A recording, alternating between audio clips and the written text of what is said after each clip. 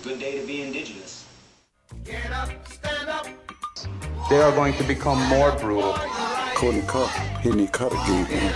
Because all the hippies were trying to be Indians anyway. They're going to become more repressive because it's a matter of dollars and their illusionary concepts of power. Hey, Victor. We must live in balance with the earth. And also with recent happenings at Wounded Knee. I am awake. Welcome to Native Roots Radio presents I'm Awake, and I'm your host, Wakanja Hade.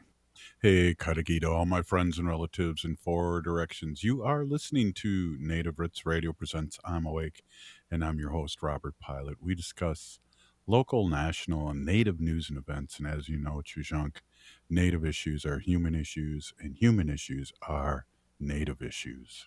Yes, you are right, Dega. This portion of the show is supported by Native American Community Clinic on Franklin Avenue in Minneapolis, honoring health and tradition.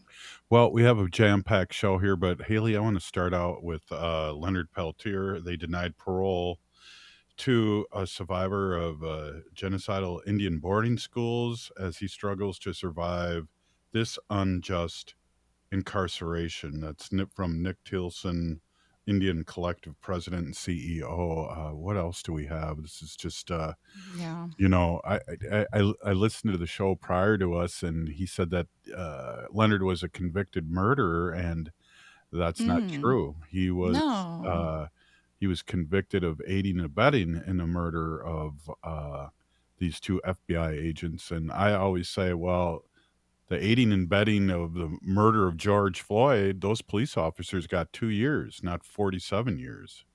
That's a really good point. And Leonard is not in prison for the murder. He is in there for aiding and abetting. And Right. We've had Rachel Dion Thunder from Indigenous Protectors Movement in the Twin Cities here on in the past to discuss kind of like why Leonard's in there in the first place.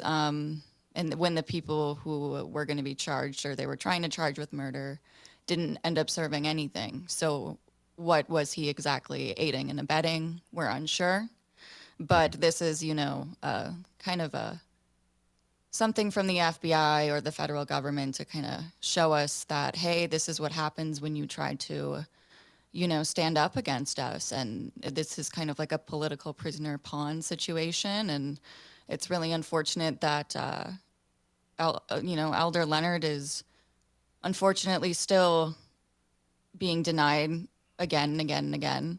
Well, we thought Clinton was going to pardon him. That's how long this charade with the FBI and the government over Native Americans and especially Leonard Peltier has been going on.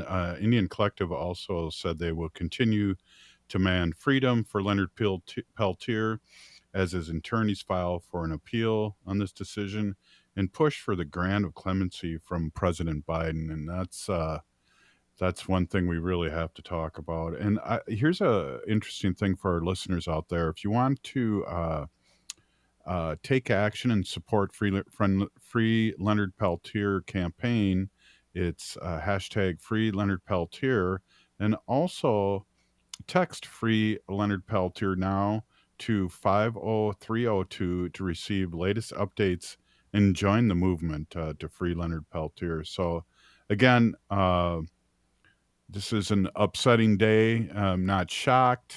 I'm really saddened that we still have to deal with this oppression through the federal government and all the governments around here. But being a third or fourth class citizen that Native Americans seem to be falling under all the time, and it's a tragic thing. And I don't know, it started, I think, with Wendy years ago saying Free Leonard Peltier at the end of the show. And Haley, I know you do it now. And we really mean it. It's not just words, and pretty disgusted. Yeah. This whole kind of week, I'm just really disappointed with how things have turned out. But this is coming from Kinship News on Instagram. The U.S. Parole Commission announced that Leonard Peltier won't have another hearing until June of 2026. At the time of his next hearing, Peltier will be 81 years old.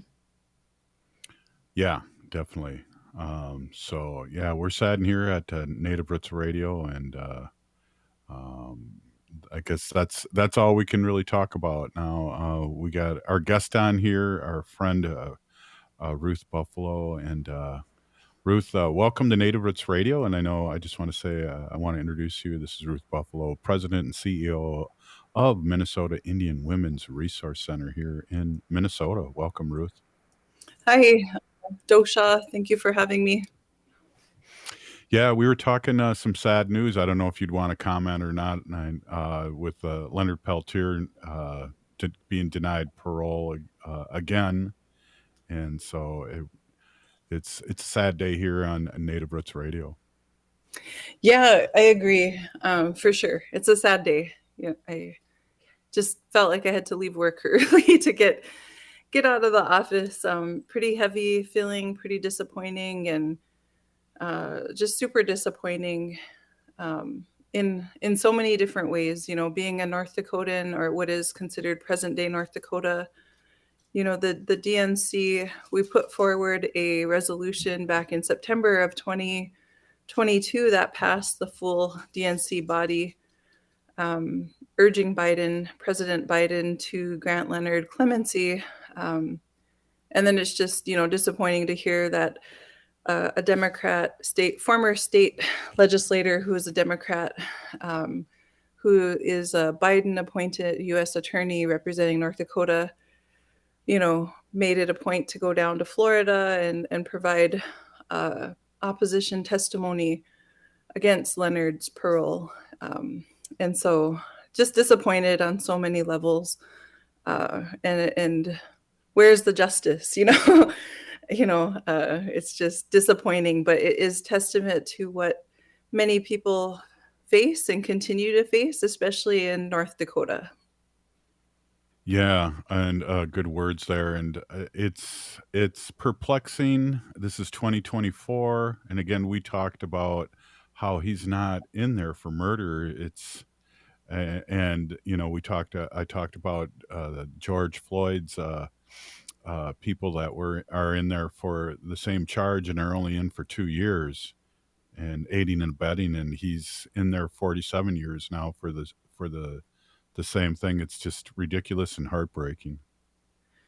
On so many different levels, I think the facts are that, you know, American Indians, the first peoples of these lands, we continue to be targeted in every level of governments. Incarceration rates show that it's a fact, and that even during the pandemic, we had, you know, tribal elders who were denied compassionate release, you know, and yet others were not, you know, and so it's just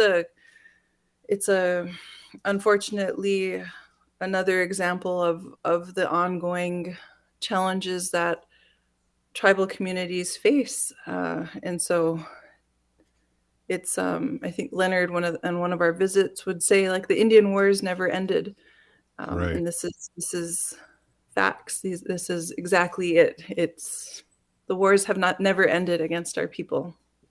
Yeah, and it's come in so many different forms, from boarding school to you know, smallpox blankets. I mean, it's just unbelievable. And you know, we still have that subtle thing going on with sports teams still that have Chiefs and Blackhawk names that really are demeaning and put us down. And it's there for our children. It's there for us to see, and it's a subtle reminder that we're not included. You know, so today's just an example of that. Mm-hmm. I agree. This is more of like a blatant, loud, clear message, sending a message to all of us that, you know, we must be good little Indians and stay in line. And how dare we try to stand up for our rights? And, you know, with boarding schools, relocation, forced sterilization, and many other ways, you know, that continue today through lateral violence, you know, it's all there by design and continues to contribute to genocide. We're here with Ruth Buffalo, Minnesota Indian Women's Sexual Minnesota Indian Women's Resource Center here in Minneapolis, and we'll be right back after this short break. I heard sex trafficking happens a lot in Indian country. What is that? Here are some of the real reasons why sex trafficking happens in Indian country. Unequal gender roles that were forced on us by colonization. Communities don't have enough resources. Silence around domestic and sexual violence. Lack of attention and justice for missing and murdered Indigenous people. There's a lot of behavior that keeps our communities out of balance. These are just a few true reasons why Native communities are targeted by traffickers. When these acts of violence happen in our communities, it opens us all up for exploitation. Sponsored by the Minnesota Indian Women's Sexual Assault Coalition. The city of Minneapolis is now on Native Roots Radio with Minneapolis AIR. AIR stands for American Indian Relations. Guest host Christine McDonald talks to people about important things affecting the city's Native communities. Minneapolis AIR dives into topics like public safety, public health, elections, and so much more. Tune in to Minneapolis AIR on Native Roots Radio from 5 to 6 p.m. on the second Wednesday of every month, right here on AM 950. J&S Bean Factory is a Native-owned, community-supported, cozy, artsy coffee shop which offers roasted on-site beans, live music, and baked goods. Relax in the beautiful outside patio.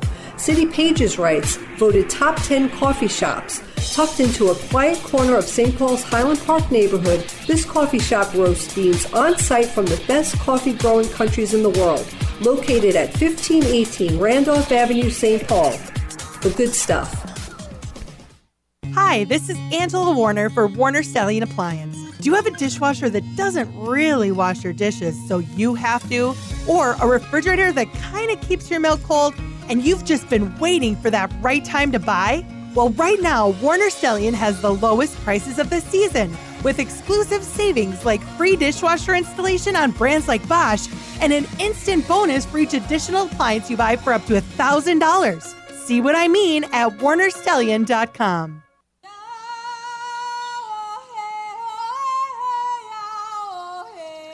This is Leonard Peltier. I am in Coleman 1 U.S. Penitentiary, and I'm listening to Native Roots Radio. And we're back to Native Roots Radio presents I'm Awake, and this is Robert Pilot. This portion of the show is supported by Native Concrete and Masonry. Check out their work at nativeconcretemasonry.com and give Chuck a call at 612-597-0421. Hey, we're here with Ruth Buffalo, President and CEO of Minnesota Indian Women's Resource Center here in the Twin Cities. And, I can't help but be blue today, but there's things happening. Two, we have to take 3 steps forward, sometimes to take 2 back. And I know your work with the Minnesota Indian Women's Resource Center is something to be marveled at. And let's talk a little bit about that today.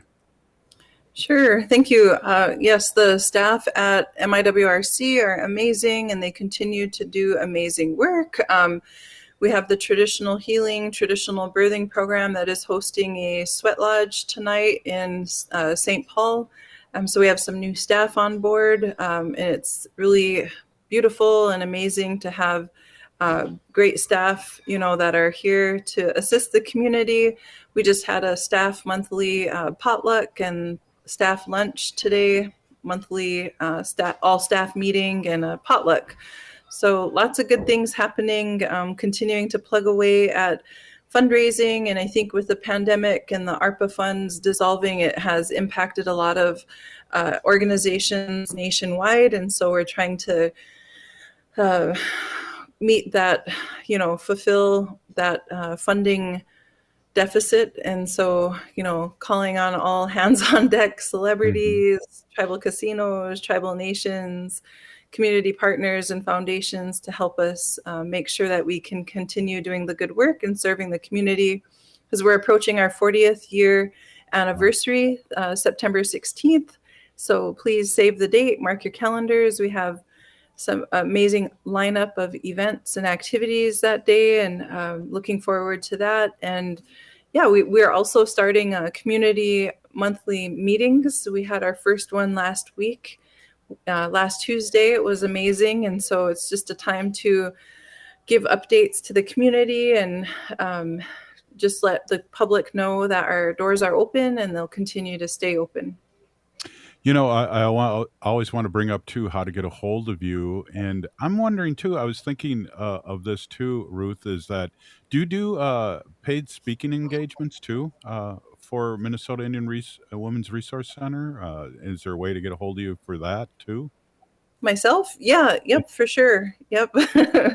Definitely, yep, open to that, and yeah, for sure. And then how do we get a hold of you through Minnesota Indian Women's Resource Center? Yep, you can email MIWRC socials at miwrc.org. Awesome. I always want to remember to do that because that's a question people ask when they say, "Well, you didn't give the address or the phone number or the website." And I'm going, "Well, I'm still working. This is my first year, 8 years in a row of being a radio host." Yeah, Thank you, Haley.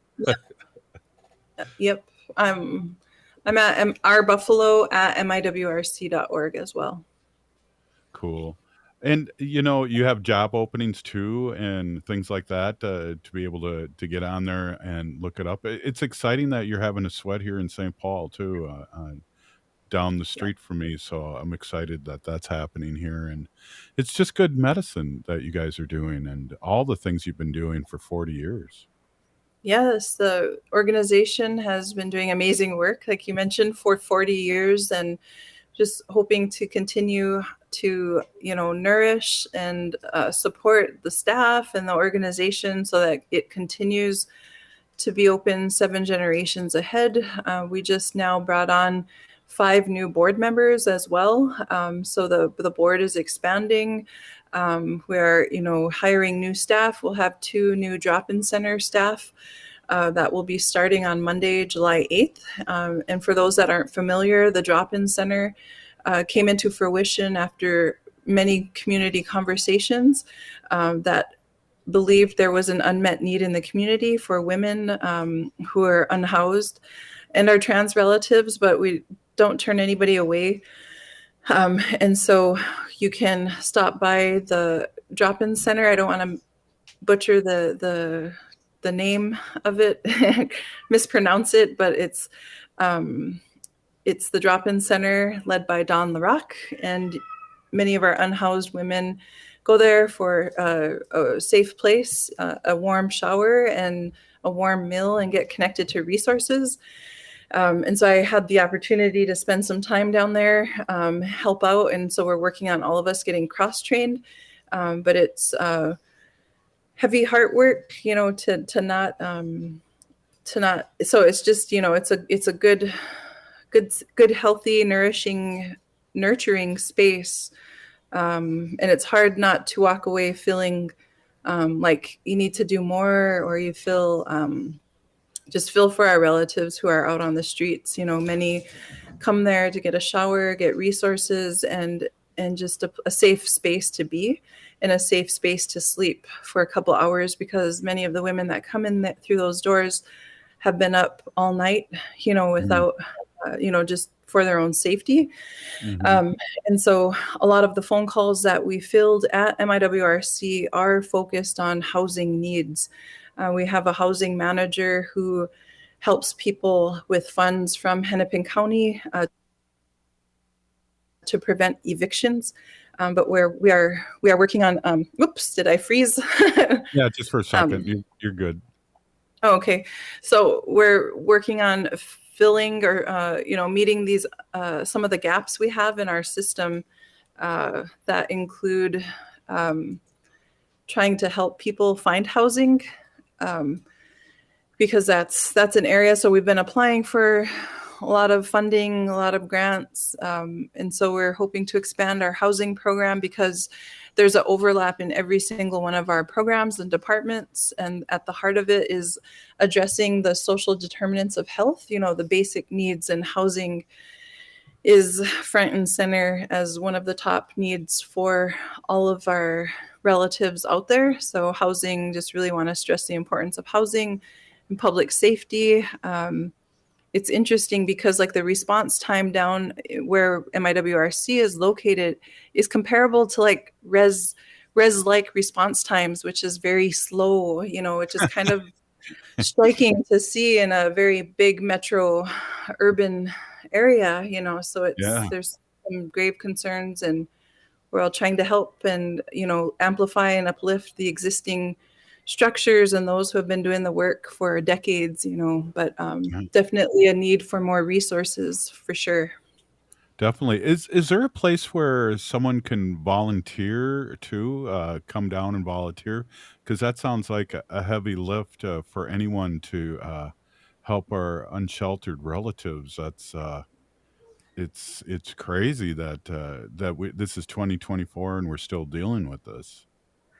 Yes, for sure. We definitely welcome volunteers. You'll have to fill out paperwork, and kind of go through a screening process, but for sure we welcome volunteers, and we're also, cognizant of not wanting to re-traumatize or re-trigger or remind our client relatives of past traumas too. So we take that into consideration and handle everything that we do with great care.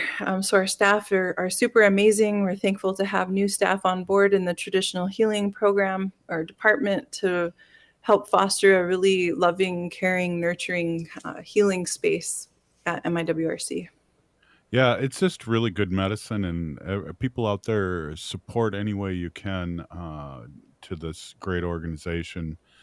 Every time I talk to you, Ruth, I hear more of the things that you guys do for the community, which is just amazing. And but we need help with funds, and we need help with volunteers. And please, if you feel like helping and volunteering, please reach out. And if you can't get a hold of them, get a hold of us, and we can get a hold of Ruth or somebody at Minnesota Indians Resource Center, Women's Resource Center, and Haley will do that. Ho!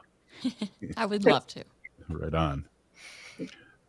Yeah. So what we got a minute or so left, Ruth. Any last words here? Again, it's a sad day, but also, like I say, we have to take 2 steps back. We take 3 forward, and the 3 forward is talking to you and about your great organization and what it does for our community. Yes, definitely. I think just it's important. My heart is with Leonard's family, his loved ones, because it's, they are directly impacted by this decision. And so it's important to hold Leonard and his family, his loved ones in prayer, and to continue, sending them good thoughts and good vibes and prayers, and to, be good to one another and continue to take action and take courage from where you're at. And we all need to stay united and stay together and continue pushing forward. And unfortunately, yes, I think Indian people are some of the most resilient people on this earth. And this is why. Here's another example as to why. You get the wind knocked out of you, you get knocked down, you get knocked down, but you didn't get knocked out. You got to get back up and continue pushing forward for all of us. Right on. Hey, thank you so much, Ruth Buffalo, for being on as always. And we'll talk to you really soon. Thanks again. Yeah, Matsugidads. We'll see you. Hey, Native Roots Radio presents I'm Awake. We'll be right back after this short break with Heather Keeler, State Representative. Oh, wow. Minnesotans age 65 plus might qualify for Health Partners Minnesota Senior Health Options. The plan includes personal support, coverage for medical, prescription drugs, and dental, plus over 30 extra benefits. Eligibility information is available at healthpartners.com/oneplan. Health Partners is a health plan that contracts with both Medicare and the Minnesota Medical Assistance Medicaid program to provide benefits of both programs to enrollees. Enrollment in Health Partners depends on contract renewal. Minnesota has the only original wolf population in the continental United States. And 80% of Minnesotans believe the wolf should be protected. Howling for Wolves is asking Minnesotans to respect our true wildlife manager, the wolf. Their survival is critical to our ecosystems, our communities, and even our economy. As highly intelligent animals with strong social bonds, Minnesota wolves deserve to be protected and admired. Learn more at howlingforwolves.org. Let's live and let howl. Our veterans need you. There are more than 8 million enrollees in healthcare at the Department of Veterans Affairs. Veterans from previous generations and veterans from today's wars. Challenging medical conditions. And more women returning than ever before. Or redefining how care is provided. Serve those who served our nation. Bring your medical and healthcare skills to VA. America's heroes need you. Visit vacareers.va.gov. Bonjour, hello. My name is Wabin. I am an enrolled member of the White Earth Nation, descendant of the Navajo Nation, and co-chair of the Indigenous Employee Resource Group with the Minnesota Department of Transportation. MnDOT is hiring for a variety of positions from road maintenance to accounting and more. We offer great benefits. For more information or to set up a one-on-one resume and application assistance, visit mn.gov/careers, or you can text or call 612-257-2388. 612-257-2388. The city of Minneapolis is now on Native Roots Radio with Minneapolis AIR. AIR stands for American Indian Relations. Guest host Christine McDonald talks to people about important things affecting the city's Native communities. Minneapolis AIR dives into topics like public safety, public health, elections, and so much more. Tune in to Minneapolis AIR on Native Roots Radio from 5 to 6 p.m. on the second Wednesday of every month, right here on AM 950. Is your remote workforce putting your company at risk? Cyber criminals are targeting your employees with COVID-19 inspired emails and attacking businesses like yours. Hi, Mark Sommerfeld from Rymark. Rymark has the tools and expertise to enable your employees to work securely from home. If you need help getting your staff to work remotely and securely, call 651-328-8900 or go to rymarkit.com. That's 651-328-8900 or rymarkit.com. Crooner's Supper Club invites you to enjoy drinks, a delicious dinner, and live music from both big-name local and national artists in a wide array of styles. Before or after your show, check out the new Maggie's Lounge, a perfect spot to visit with friends. It's open Wednesdays through Sundays beginning at 4:30 with cocktails and light fare. And you don't need a ticket to enjoy the great atmosphere of Maggie's. Crooner's Supper Club off Moore Lake and Highway 65. A little piece of old school nightlife in the 21st century. With a look at your AM 950 weather, I'm Patrick Lilia. Mostly cloudy overnight with a low of 62, then Wednesday sunshine with a high of 84. Enjoy the best of summer with an Eat Local Minnesota restaurant or food purveyor. They're perfect for any occasion, a night out, or a great meal at home. Check out the list of Eat Local Minnesota restaurants and food purveyors at eatlocalminnesota.com. Anine, I'm Lieutenant Governor Peggy Flanagan, and you are listening to Native Roots Radio. Welcome back to Native Roots Radio presents I'm Awake, and this is Robert Pilot. This portion of the show is supported by the Minnesota Indian Women's Sexual Assault Coalition. Hey, we're here with our other friend, Heather Keeler, state representative. And did you catch that, state representative? I didn't say state senator or governor. That. Or any of it. I appreciate it. Yeah. I always try to give you more credit, but you deserve a lot. And we really love having you on Native Roots Radio. You have a lot of good things to say, and you're very articulate, and I really appreciate you spending time with us, Heather. Yeah, it's kind of crazy. You talk about like how I speak, and I was in a conversation with one of my friends the other day, and we were talking about like, especially kind of powwow season when we go back home, there's always that like home slang that comes back out, when we go back home. And then you realize how much we do have to shift how we show up in the world to be able to walk, in the outside world or the off reservation world or the urban Indian community. And it's kind of sad, that I can't really show up the way that I do with my relatives and in my community and probably in my most authentic way. But we have to pull ourselves together because we know that we have to work 4 to 7 times harder than anybody else. And that starts with being able to speak in a way that sounds like I'm educated, like I know what I'm talking about, because often just being native in these spaces isn't enough. Or if we sound too native, that's instantly connected to being uneducated, which I don't think is true. But yeah, so one of the things I wanted to talk about, and I'm glad that you kind of said that, was this idea of how education plays such a role in our life and how it forces us to kind of shift who we are to show up in the bigger world. Well, really, really good point too, and it's fun. I was going to ask you before you said that to talk a little native, like point over there with your lips, and all those things that we do. It's- but it's really good point, and I it's something that it definitely is there, and it's fun too because I don't know, is it a difference between the urban and the res Indian too? Because I know uh, the closer I get to my tribe land, the more resi I get.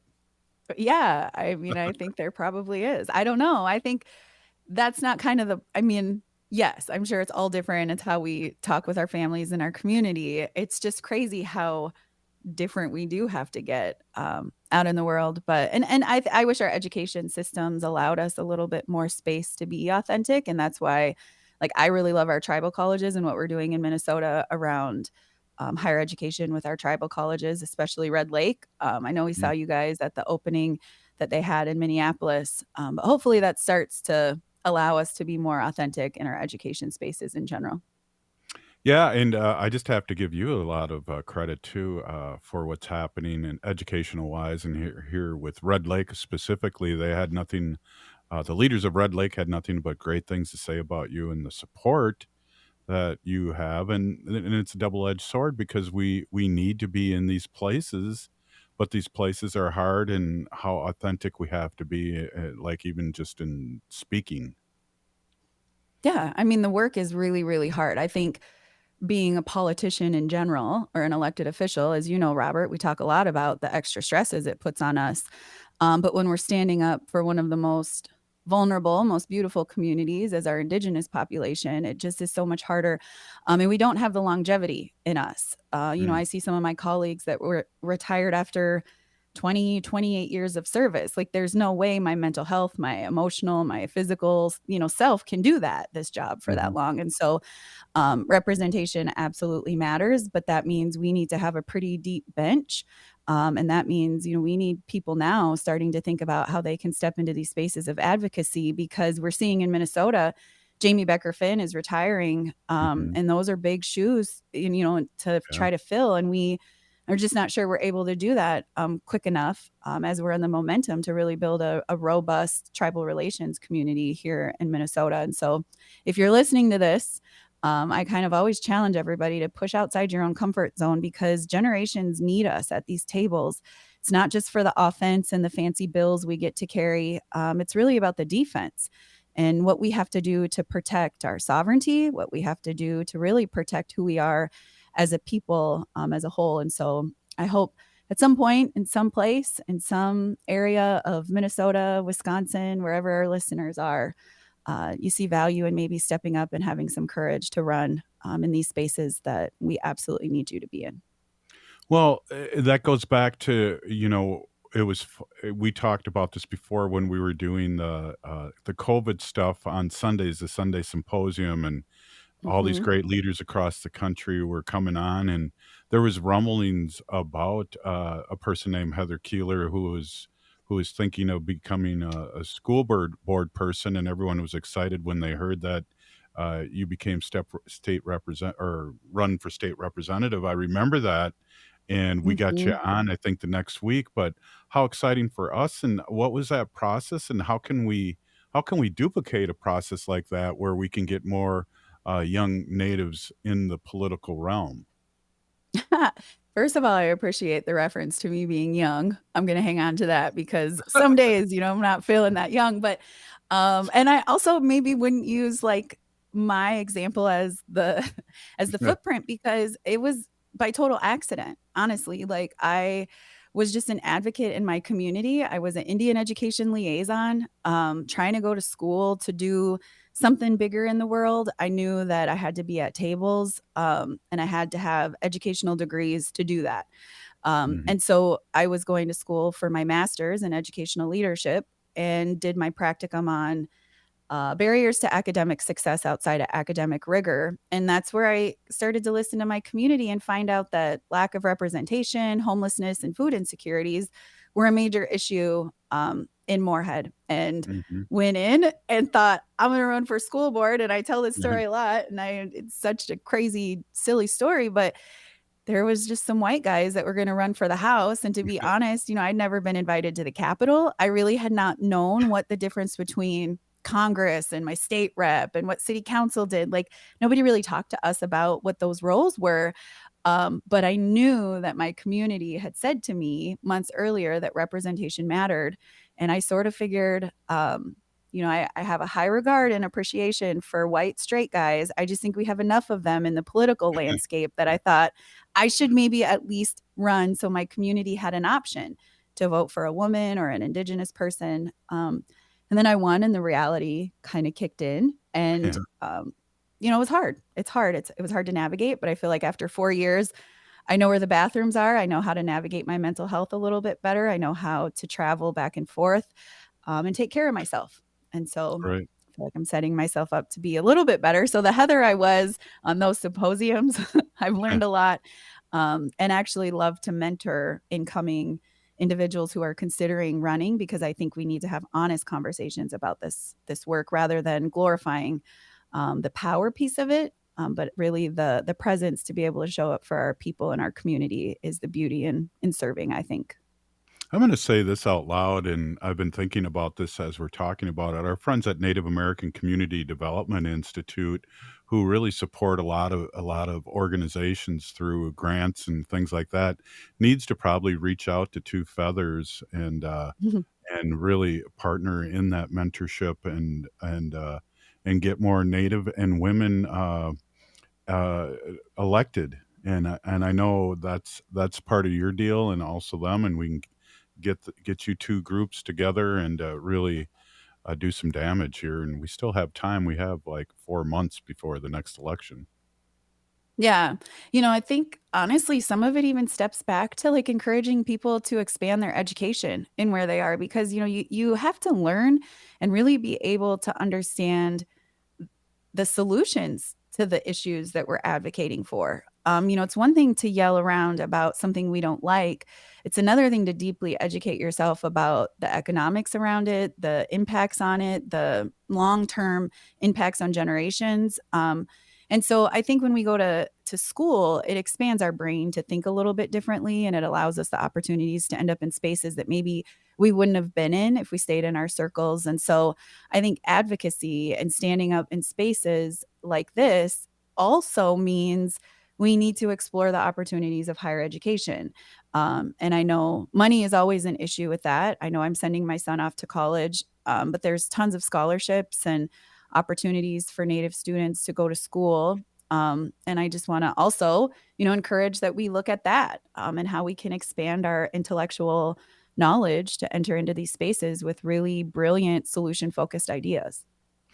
And it's a thing that's been happening slowly over the years. 20, 30 years ago, 40 years ago, we didn't have as many educated doctors, lawyers, and teachers like we do now. But it's still slow moving, and I agree 100% because I come from the education realm too, and it's so important to have students see somebody like you or lieutenant governor that look like them in leadership roles. I can't say that enough.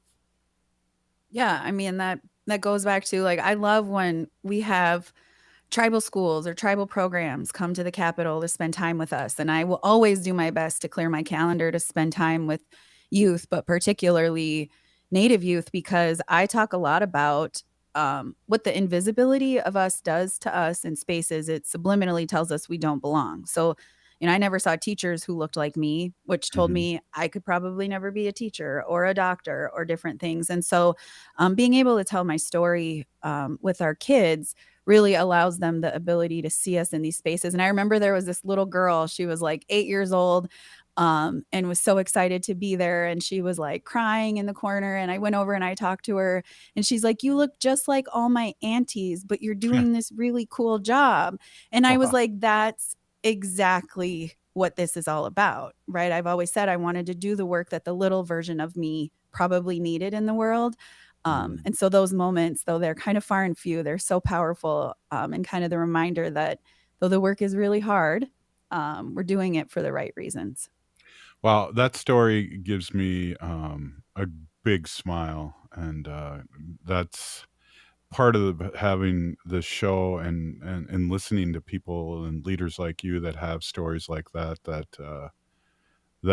really, I'm sure, hit the listening audience too, because that I'm a little teary-eyed after hearing that, because that makes all these things almost worthwhile. I know you have a lot of separation from your children when you're in the Twin Cities, and those things that are hard, not just the work part, but the emotional part. Mm-hmm. I say often, I think the people who get overlooked the most, as I get thanked for my work, is actually the sacrifice of my kids. That they, though we talk about it and they think it's really cool, they miss out on mom time for me to go do this work for other generations. And so I just want to be better at acknowledging my kids. Gosh, now you're gonna make me emotional, Robert. Make me talk about my kids, but also acknowledging the sacrifice that they do for the work of Minnesota. Well, we're here with State Representative Heather Keeler, who I believe is probably a really cool mom. And so we'll be back and talk a little bit more with the state representative. This is Native Roots Radio presents I'm Awake. Hi, it's Robert Pilot from Native Roots Radio. If you need new windows for your home or business, I highly recommend 952 Windows. They offer windows and doors with the longest warranties and Energy Star's #1 most efficient ratings. I can personally vouch for them, having known the owner for decades. They did a fantastic job on our second floor addition 20 years ago, installing windows, roofing, siding, and even adding a master bedroom and bathroom. In my opinion, they're one of the most best-kept secrets in remodeling. As Onyx Bath and Rosebud cabinet dealers, 952 Windows guarantees top-quality products. Until now, 952 Windows thrived on referrals and the loyalty of satisfied Window-Lite customers. They continue to support these customers by providing warranty parts for the 80,000 windows sold since 1994. For unbeatable deals and trusted service on windows, doors, roofing, siding, kitchens, bathrooms, and more, call 952 Windows or visit 952windows.com. Hi, I'm Chuck Manette, owner of Native Concrete and Masonry. With concrete and masonry adding substantial value to your home, it's always a great idea to repair your sidewalks or just add a beautiful new patio. Cracks or heaving in your sidewalks due to tree roots can be dangerous. Native Concrete and Masonry has helped clients across the metro to make their outdoor space safer and helped increase the value to their homes. For patios, sidewalks, driveways, or garage slabs, go to nativeconcretemasonry.com. Imagine over 7,000 voices from around the globe coming together in harmony in Minneapolis. This summer, Gala Choruses Festival 2024 comes to Minnesota. It's the world's largest LGBTQ+ singing event. From July 10th through 14th, Minneapolis will be transformed into a vibrant city of song. Join 122 choruses from places as far as China, Estonia, Finland, Ukraine, and Taiwan for 5 unforgettable days of wall-to-wall concerts, workshops, and social events at world-class venues like Orchestra Hall, the Minneapolis Convention Center, and Central Lutheran Church. And don't miss Gala's first ever Trans Fusion Cabaret on Friday, July 12th. This show will uplift trans, non-binary, and intersex voices and feature Gala Festival singers performing alongside local singers. Feel the energy in person by purchasing tickets at galacourses.org or stream every performance live and on demand at galacourses.org. Celebrate love, diversity, and the power of music at Gala Choruses Festival 2024, where every voice matters. July 10th through 14th in downtown Minneapolis. Hi, I'm Jane Fonda, and you're listening to Native Roots Radio. And we're back to Native Roots Radio presents I'm Awake, and this is Robert Pilot.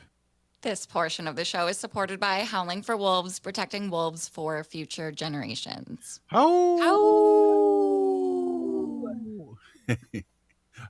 you hear me? I joined. Yes, I could see it too on the other screen. I saw your neck went up like a wolf. I saw that. I had to play the whole part. I had to make it sound the best that I could. Hey, we're here with State Representative Heather Keeler. And Haley, I want to ask you something now. You've been with Native Roots Radio for well over a year. You know, what do you think of Heather? I mean, we always get Oh, excited when geez. Heather okays a spot on Native Roots Radio because we know it's going to be good. Absolutely. Thank you for asking. I just got to say, the first time that I met Heather Keeler was at probably the MMIR something event at the Capitol. And that was the first time I heard her speak, as well as State Senator Mary Kunesh and Jamie Becker Finn. And all of our Native voices were there at the Capitol. And I mean, Heather's speech, I remember, just really stood out to me. And it really pulled on those heartstrings. So just kind of relating stories and all of that, and then getting to know Heather over the year. And she's just real, and she's authentic, and she's honest. And I think those are more of the type of people that we need in spaces that represent us and speak for us with, other stuff going on. And I'm just really, really thankful to know her, and representation does matter, because I never considered running for office or even thought about it. And, I was like, that's never something I would do, never in a million years. And then, I see Heather do it, and it's really inspiring. And it just, makes me feel like someone like me can do that too. You know what? One of the things I like about Heather too is that we're acting like Heather's not here right now. We're talking Oh my about her. gosh, this is like the hardest thing to sit through. It's like I'm getting emotional. Compliments. Well, you are what you are who you are. You know what I mean? There's no fakeness to you, and that comes across. And I just want to say this. We got a few more minutes, and then I'll hand it back over to you, Heather. I just want to say this. There was one time at the Capitol, and I want to say it was 2 or 3 years ago, that you said something during an MMIW speech, and it hit me. And I've been trying to quote you for these years about you telling your kids that you would never leave them, and what that meant. And it had to sink into me to go, oh, well, that means, people disappear, and then the police say, well, they're probably out, with their boyfriend or drinking, or they're leaving, they're sick of what's going on there, and they make all these excuses that aren't real. Media plays such a big role in the narrative of who we are as Indigenous people. It's one of the reasons why I love Native Roots Radio so much, is because we get to speak our truth. We get to talk about really who we are and how we live in this world. But yeah, it was very clear to me as I started to travel, because again, I travel 4 hours one way to go to work. And I had worked in the MMIW, MMIR space prior to being elected, and had seen on a very regular basis how the media spins the story very differently. And I often go back, and when I'm in my Two Feathers world and I'm talking about it, I talk about Wyoming, because that's actually where my mom's from. We're from the Wind River Reservation. We're Eastern Shoshone. And the amount of Native individuals who went missing in 10 years was hundreds.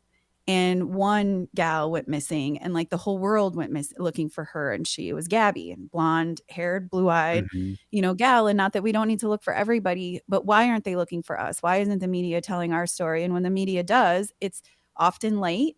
It's often around a narrative that's untrue. They look at our maybe hard times in our life. And 20 years ago, we were an alcoholic, and I'm sure they went back to alcohol, or, they went with unsafe people. And so I had to make a very public statement that if for some reason I ever went missing, do not ever let my kids believe that it was a choice, because I would never choose to not come home to my kids. It's, I work very, very hard, but at the end of the day, I always come home to my kids. And I never wanted the media or anybody to ever try to convince my kids that, I chose to leave.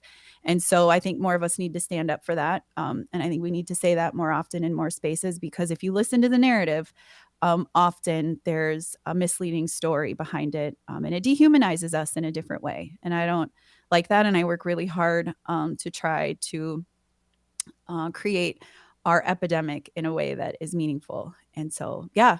And I get a lot of feedback about that statement, actually, over the 4 years that I've been doing this work. Yeah, it was kind of like, I would never leave you. And that, I don't know if I blacked out after that, because it hit me. I'm an emotional person. And it was just like, oh, absolutely. Wow. Yeah. Because when I read those stories, I always think about the people that are left behind and the people that are Mhm. looking and the people who never give up and love them forever. That the narrative that it was a choice for us not to come home is just so far from the truth. And we're a very loving community and we love our relatives. And I think we need to acknowledge that better.